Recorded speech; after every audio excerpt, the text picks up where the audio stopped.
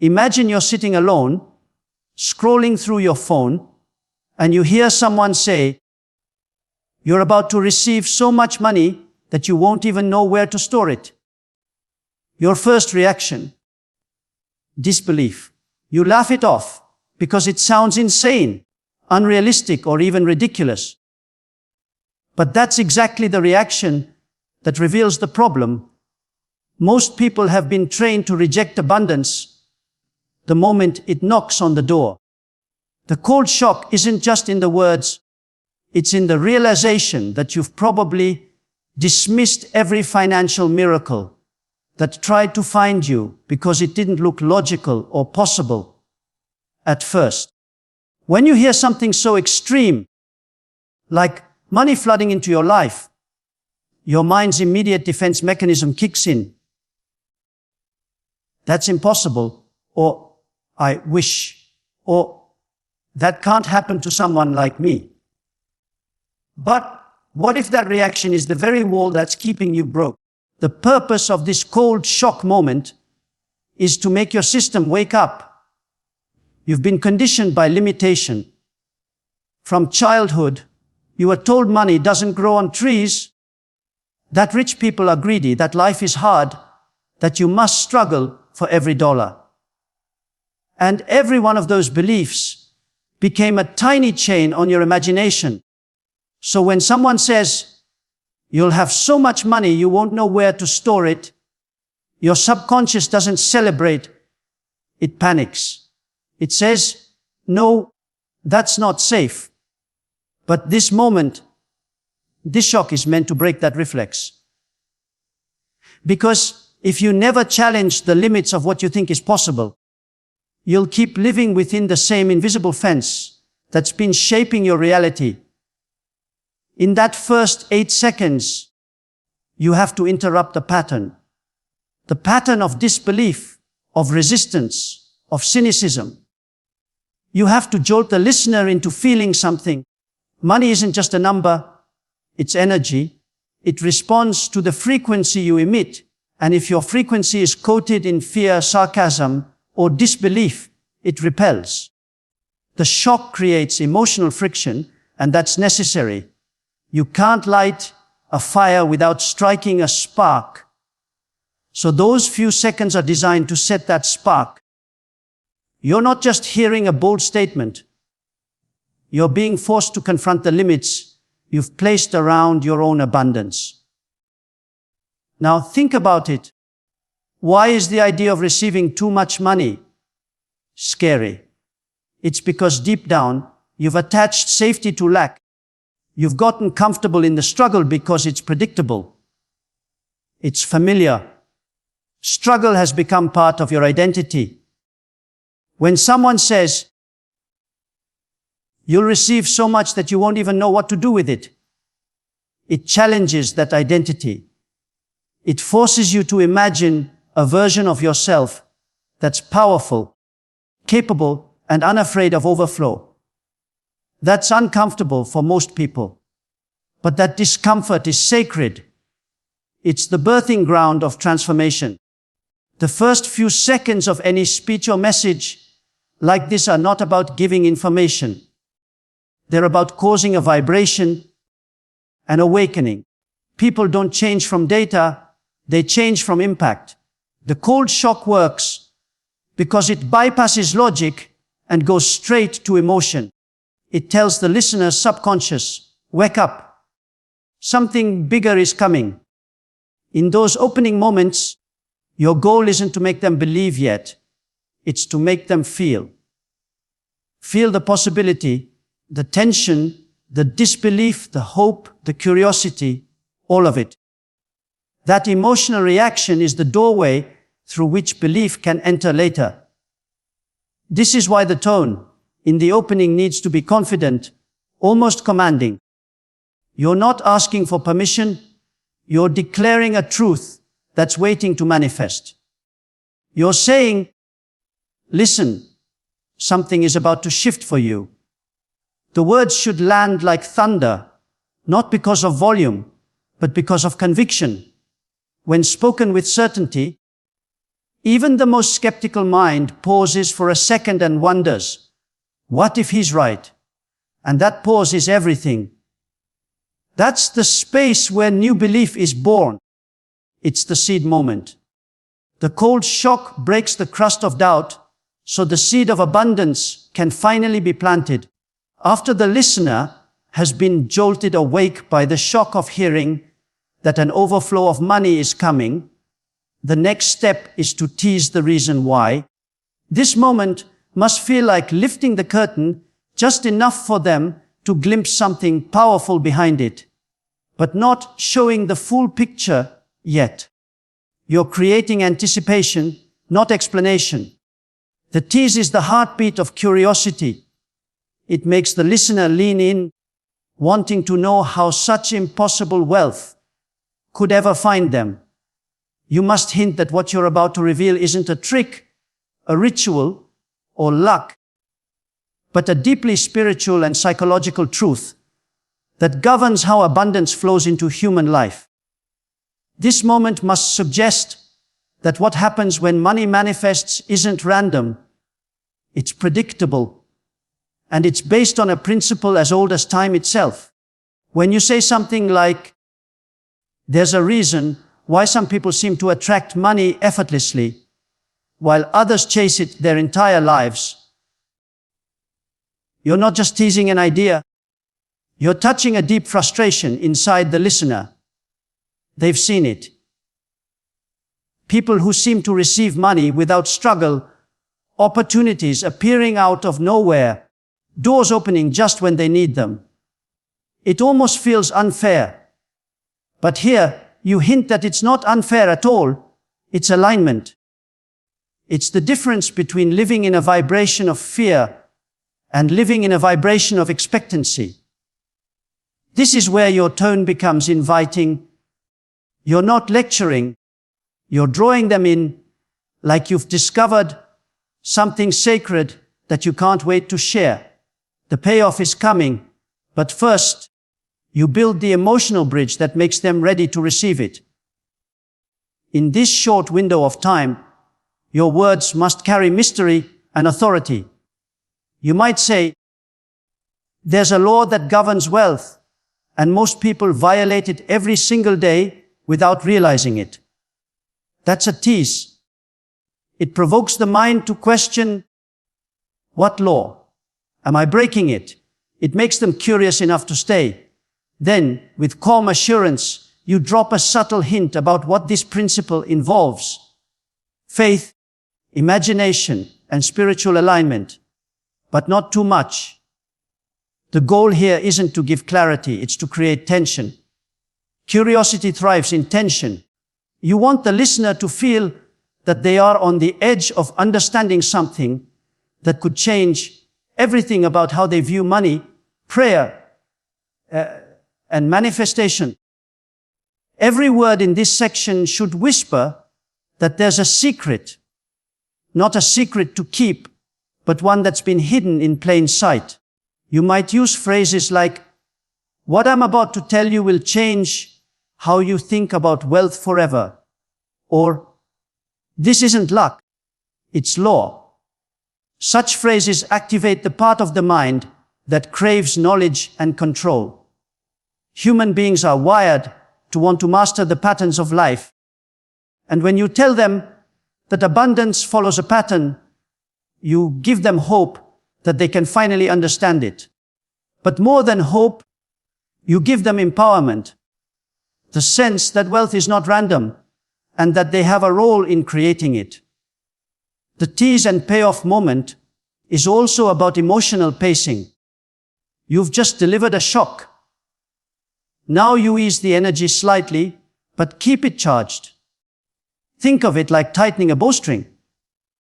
You don't release the arrow yet, but you draw it back slowly, creating pressure and anticipation. The listener feels that something profound is coming, something that will explain why faith can make money flow like a river, and why belief is stronger than circumstance. You let your tone soften, but deepen. You make every word sound intentional. You want them to hang on the silence between your sentences, because that silence is where the meaning sinks in. This moment also builds trust. When you hint that this is not magic or luck, but a real spiritual principle that even ancient teachings have pointed toward, the audience begins to trust you as a guide, not a motivator. You're not selling hype, you're revealing truth. And when they feel that, they begin to relax the inner walls of skepticism. They start to believe that maybe, just maybe, this time it's real. That maybe money can flow into their lives, not because they chase it, but because they understand how to align with it. The tease gives them enough to feel the spark, and the payoff promises that the light is just ahead. The engagement spark is the moment where connection becomes personal. After the shock has woken them up, and the tease has created curiosity, this is where you lean forward and pull the listener emotionally closer. It's not about telling them more information, it's about making them feel seen. You speak directly to their life, their struggle, their doubt, their secret wish to finally experience ease, instead of tension every time they think about money. You start by asking a question that hits deep. Have you ever had a moment where money appeared out of nowhere? Maybe a bill got paid unexpectedly, or someone offered help right when you needed it most. That question immediately shifts the listener's focus inward. They begin to search their memory, reliving moments that felt mysterious or lucky. What you're really doing is helping them recognize that they've already witnessed the law of abundance working in small ways, even if they never realized it. By asking, you're not just talking to them, you're awakening a conversation within them. When you speak in this moment, your tone changes from bold to warm, from commanding to intimate. It should feel like you're sitting across from them, not standing on a stage. You want them to lower their emotional guard, because transformation only happens when people feel understood. You might say, what if that moment wasn't luck? What if it was proof that you're already connected to something bigger, something that wants to provide for you? That line softens their skepticism. It takes the concept of manifestation and turns it from a mystical idea into a personal story. You make them see that abundance has already knocked on their door. They just never thought to open it wider. This engagement spark is also where you plant the seed of identification. You remind them that their experiences are not random, they're evidence of a pattern. When you guide someone to recall even one time they received unexpected financial help, their brain connects that event to the feeling of possibility. Emotionally, they start to open. They begin to believe not because you told them to, but because they found their own evidence. That's powerful psychology. People rarely accept new ideas through logic. They accept them through memory and emotion. So you invite them to remember, to feel, to reflect, and in doing so, they begin to see you not as a speaker, but as a mirror showing them their own power. The key to this phase is rhythm. Your pacing must carry both energy and empathy. Every sentence should rise and fall like a heartbeat. You build trust by showing you understand their reality. You've worried about how to pay bills. You've stayed up at night wondering how to make it through, and yet somehow you always made it. That acknowledgement creates emotional resonance. It tells the listener, I see you. I know what it's like. And once they feel seen, they're open to hearing that life doesn't have to stay that way. Then you pivot gently, leading them from recognition to revelation. If you could survive that moment, if the universe supported you, when you thought you had nothing. Imagine what it could do when you start expecting abundance instead of fearing loss. The engagement spark also builds movement. You want the listener to feel not just inspired, but activated. You might encourage them to nod, smile, or even whisper, "Yes." That small act turns passive listening into participation. It deepens their emotional commitment. This is where your voice carries conviction mixed with compassion, strong enough to lead, soft enough to reassure. You're guiding them into a state where they feel safe enough to dream again, where the idea of manifesting abundance no longer feels like fantasy, but like remembering something ancient within them. Every great transformation begins with a personal connection, and this is where you make that happen. You turn abstract promise into personal possibility. You help the listener realize that they are not unlucky or forgotten, but guided and supported. When they recall even one instance of unexpected provision, hope returns. And in that moment of hope, their energy shifts. They begin to feel gratitude, curiosity, and quiet belief stirring within. That is the spark that lights the rest of the journey. It's no longer you trying to convince them. It's them starting to convince themselves. They move from spectator to participant, from doubter to believer. And that's where the real magic of manifestation begins. The scarcity illusion is one of the most powerful mental traps that silently shapes a person's relationship with money. It's the voice inside that says, "There's never enough. I lose it if I get too much," or "Someone else's gain means my loss." It's subtle, invisible, and deeply ingrained. Most people grow up believing that lack is natural, that struggle is normal, that comfort and wealth are privileges reserved for a chosen few. They don't realize that this belief system is not reality. It's programming. The scarcity illusion isn't about what's in your wallet. It's about what's in your mind. You could have $1 million and still feel poor if your mind is trained to focus on fear, on what might go wrong, on what could disappear. It's a mental virus that blinds you to opportunities and keeps you vibrating at the frequency of survival instead of abundance. The scarcity illusion makes people behave irrationally around money.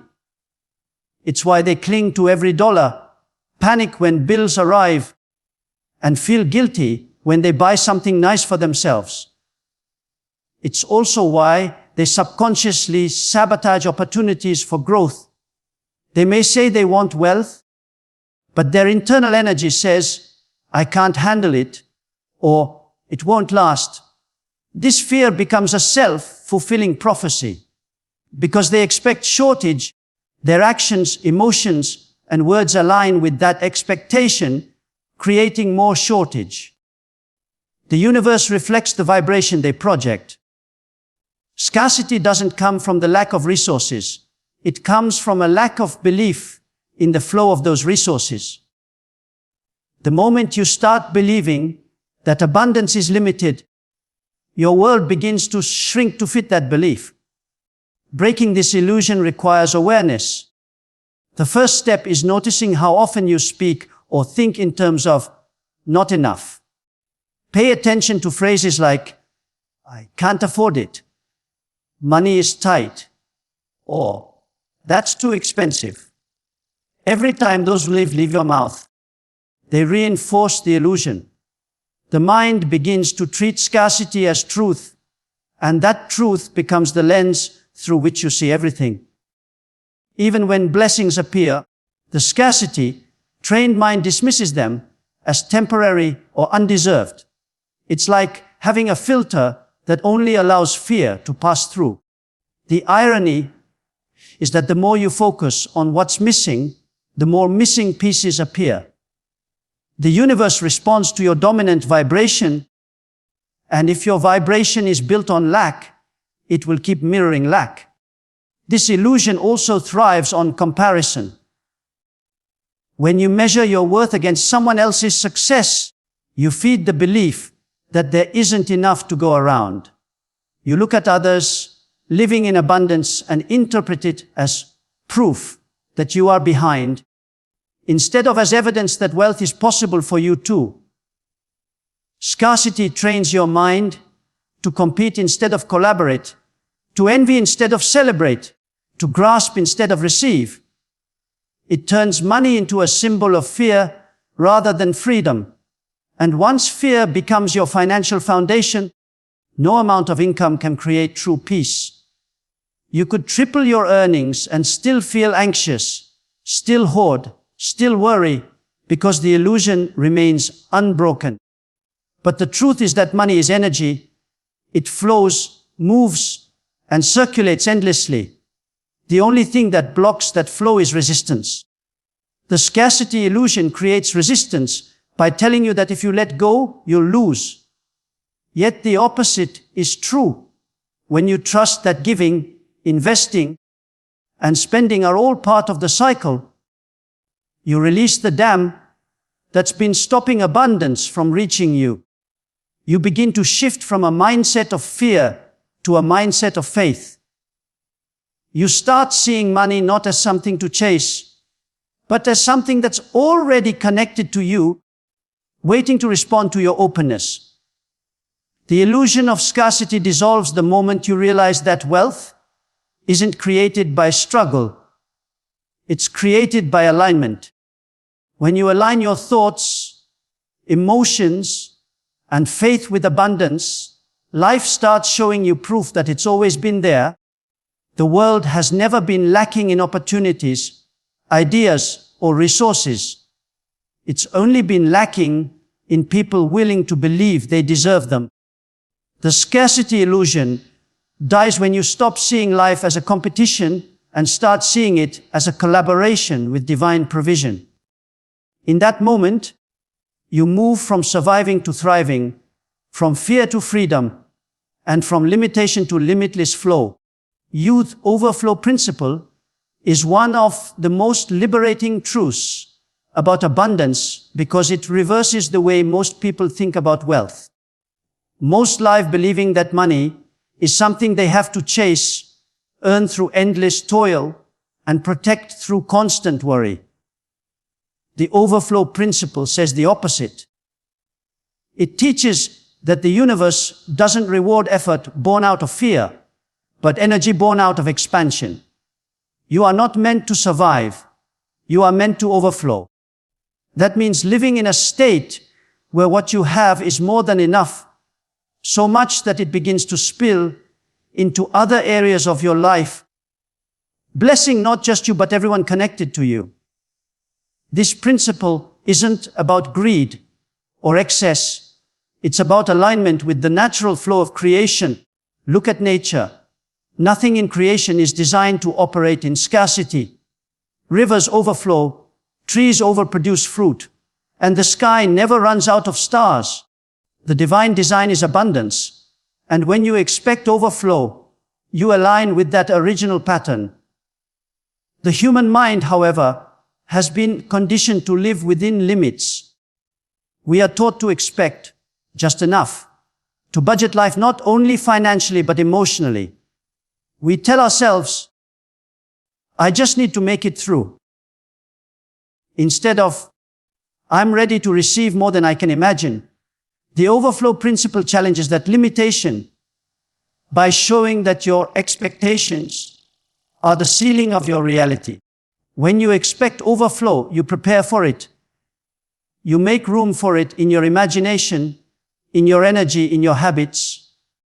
This isn't blind optimism, it's spiritual readiness.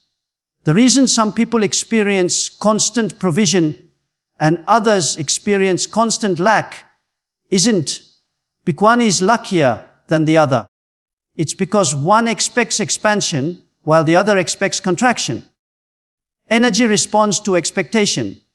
The universe, like a mirror, reflects what you truly believe you deserve. When you apply the overflow principle, You begin to treat abundance as a natural right rather than a miracle. You stop apologizing for wanting more because you realize that wanting more isn't greed, it's growth. The flower doesn't apologize for blooming, it's fulfilling its purpose. Likewise, when your life overflows with wealth, joy, and peace, you're fulfilling your divine design. You are allowing the universe to express its abundance through you. This shift in mindset is powerful because it transforms your relationship with giving. When you live in overflow, generosity becomes effortless. You give without fear of running out because you know more is always coming. This energy of open-handedness amplifies your magnetic power. The universe trusts people who circulate energy, not those who hoard it. Many people pray for abundance, but subconsciously prepare for lack. They ask for more, but keep their container small. They expect provision, but fear responsibility. The overflow principle dismantles that contradiction. It teaches you to enlarge your inner container, to expect so much good that it feels almost uncomfortable. That discomfort is growth. When you prepare mentally and spiritually for overflow, you begin to notice opportunities that were always there, but hidden behind fear. You start attracting situations that match your new vibration of readiness. Life begins to feel cooperative instead of combative. Money starts to find you in ways that seem miraculous because you're no longer chasing, it's chasing you. Overflow is also about emotional abundance. When your heart is full, when gratitude becomes your default state, the frequency you emit is irresistible. Gratitude is the highest vibration of receptivity. It tells the universe, I'm ready for more, without words. The overflow principle operates on that level. It's not about working harder, but believing deeper. You don't manifest overflow by force, you allow it through faith. You surrender the struggle and step into flow. In this state, your actions are guided, your ideas are inspired, and your timing is perfect. Things you used to strain for begin to happen naturally because you're in sync with divine timing. Living in overflow feels different. There's peace even when challenges come. There's certainty even when the outcome isn't visible yet. Because you know that what's yours can't be lost, and what's coming can't be stopped. That's the power of overflow. It's not just more money or more success. It's an inner assurance that you are supported by an infinite source. When you embody that truth, abundance becomes effortless, and life responds with generosity beyond measure. The spiritual blueprint is the invisible design behind every material manifestation. It is the inner picture that gives birth to the outer reality. Before a house is built, there is a plan. Before a seed becomes a tree, there is a pattern written within it. In the same way, before wealth appears in your life, it exists first as an image in your spirit. This is the essence of what Dr. David Yonggi Cho called the power of imagination and faith-filled words. You don't wait for money to show up to start believing. You believe first, and then money follows. Every thought you dwell on, every word you speak, every vision you hold in your mind is shaping your spiritual blueprint. The problem is that most people draw blueprints of lack and fear without realizing it. They imagine bills they can't pay. They talk about debt more than dreams. And they visualize struggle instead of success. The universe reads that vibration like a plan and builds accordingly.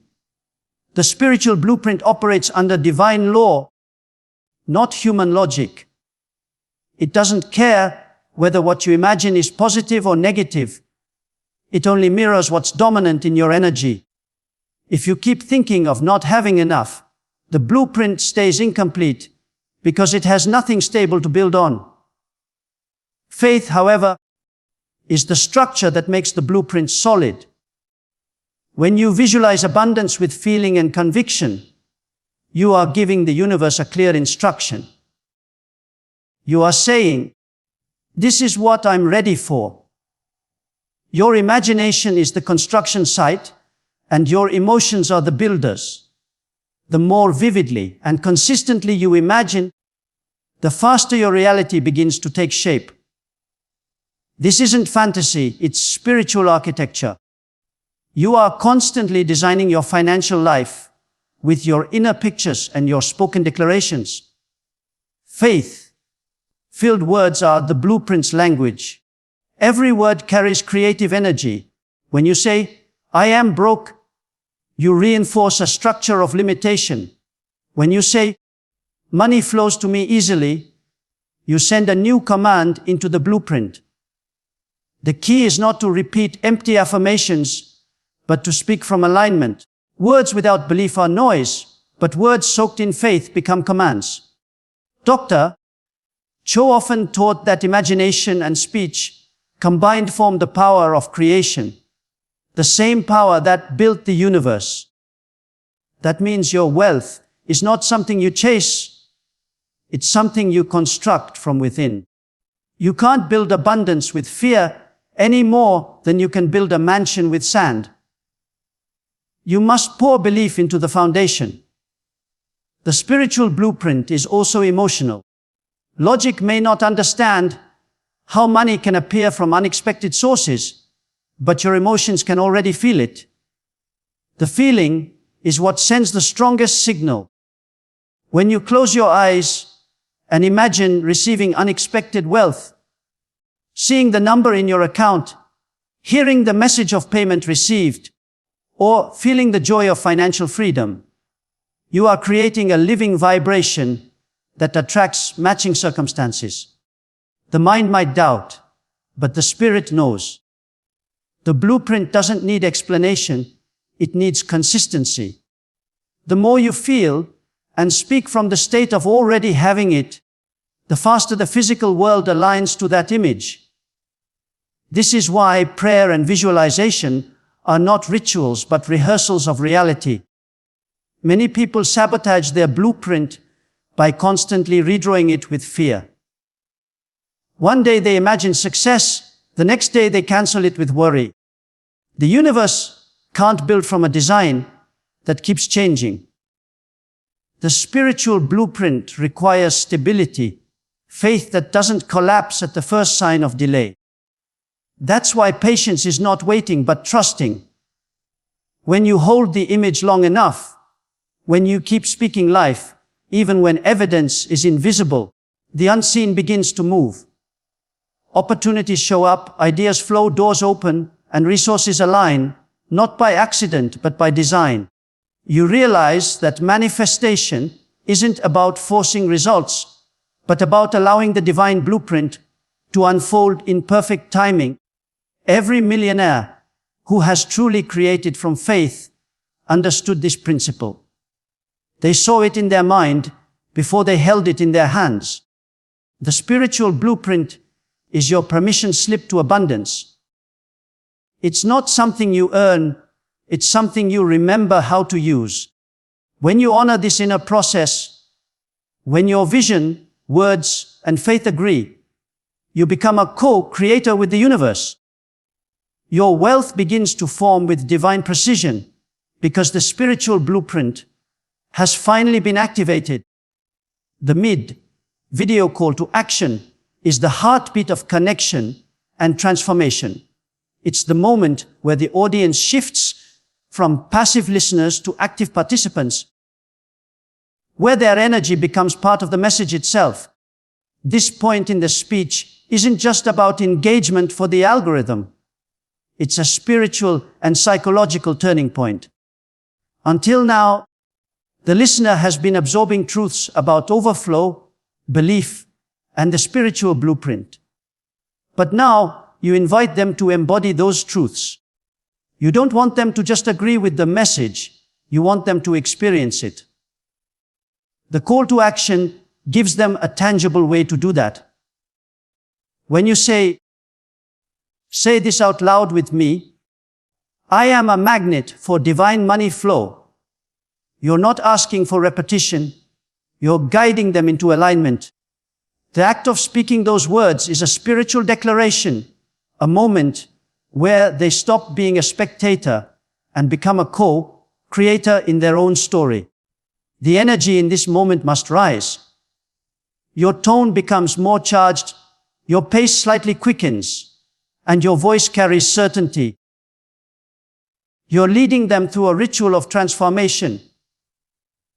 The power isn't in the words alone, it's in the collective emotion behind them.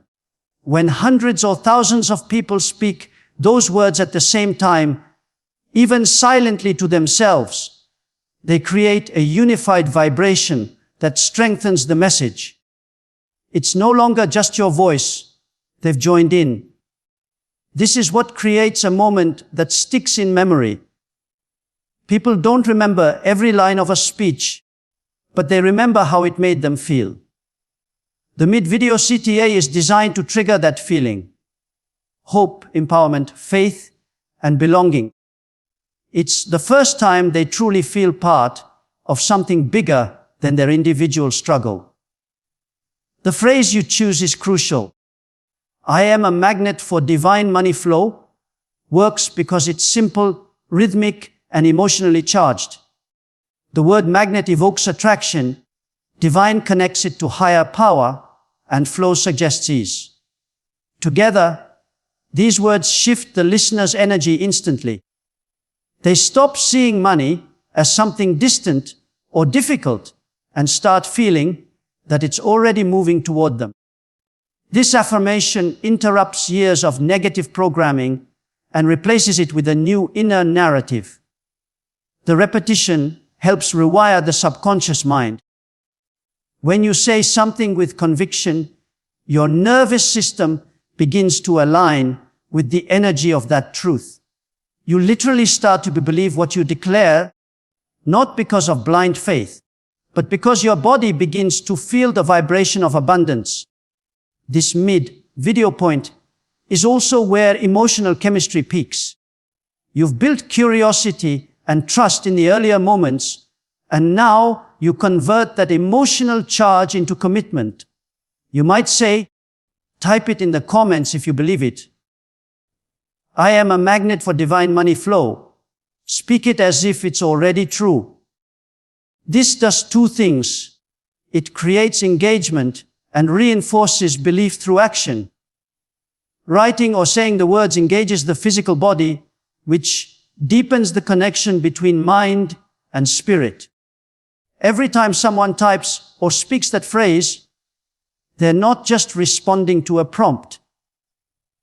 They're sending a signal to their subconscious that something has shifted.